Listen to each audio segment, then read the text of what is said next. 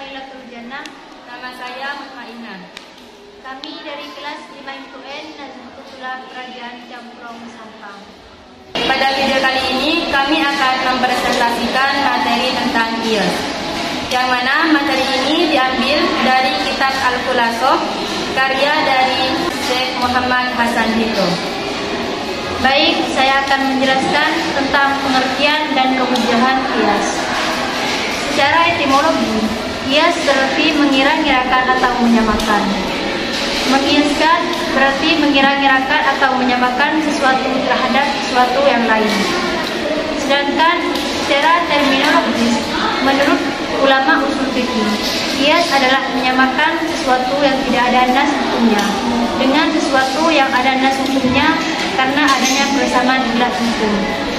Dalam redaksi yang lain, kias adalah menyamakan suatu hukum dari peristiwa yang tidak memiliki nas hukum dengan peristiwa yang sudah memiliki nas hukum, sebab adanya persamaan dalam ilat hukumnya. Sebagaimana yang diungkapkan Abu Zaman, asas kias adalah menghubungkan dua masalah secara analogis berdasarkan persamaan sebab dan sifat yang membentuknya.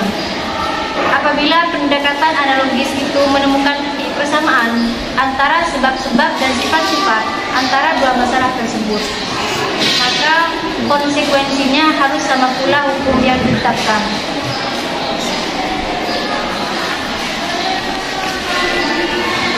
Selanjutnya yaitu rukun-rukun kias. Dalam hal ini, kias juga memiliki rukun-rukun yang harus terpenuhi. Jika rukun-rukun tersebut tidak dapat terpenuhi, maka secara otomatis kias juga tidak dapat diterapkan. Adapun rukun-rukun kias yaitu ada 4. Yang pertama asal, yang kedua fara', yang ketiga hukum asal, yang keempat ilah. Yang pertama yaitu asal.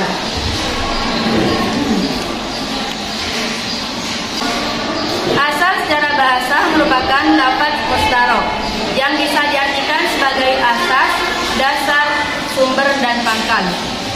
Sedangkan yang dimaksud dengan asal dalam pembahasan kias ini adalah kasus lama yang dijadikan objek penyerupaan atau kasus yang sudah ada ketetapan hukumnya secara tekstual dalam nas maupun ijma.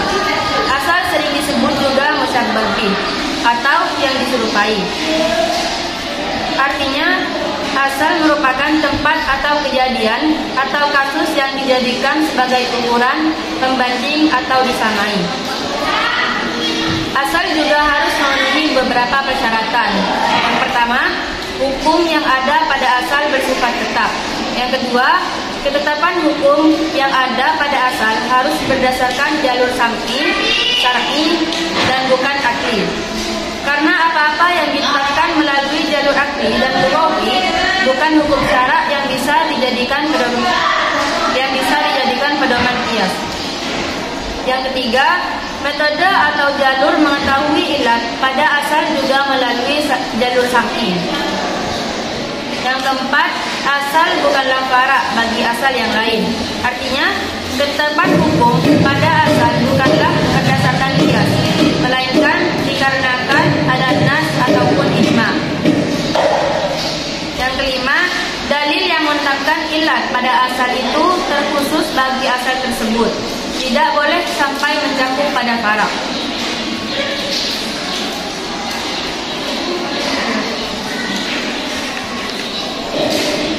Adapun rukun yang kedua yaitu fara'.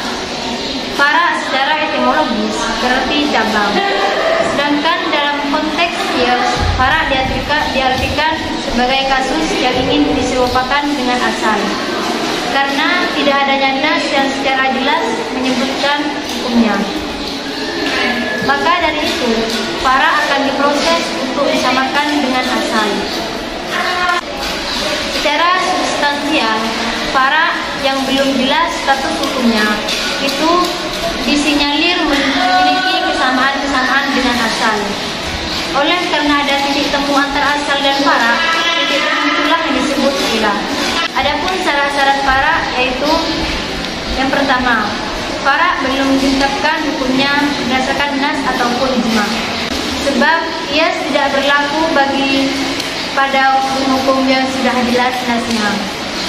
Karena prinsip kias ialah mempertemukan hukum baru yang belum ada nasnya kepada hukum yang sudah ada nasnya.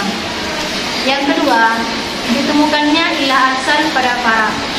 Kadar kesamaan ilah ini haruslah sempurna.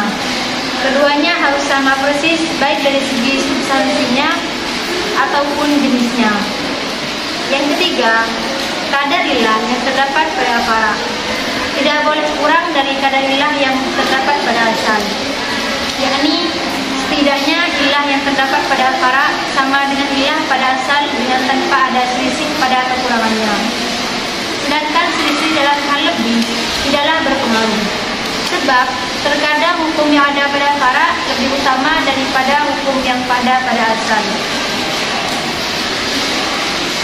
Yang keempat, dalam para tidak ditemukan adanya sesuatu yang lebih kuat atau seimbang yang menentang atau menghalangi untuk disamakan dengan hukum asal. Dan yang kelima, hukum pada para tidak mendahului ketetapan hukum pada asal.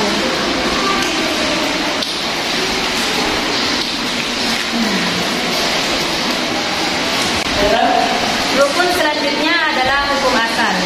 Dua kata yang digabung menjadi satu susunan ini memiliki pengertian hukum syara yang ada pada asal berdasarkan pada legitimasi nas.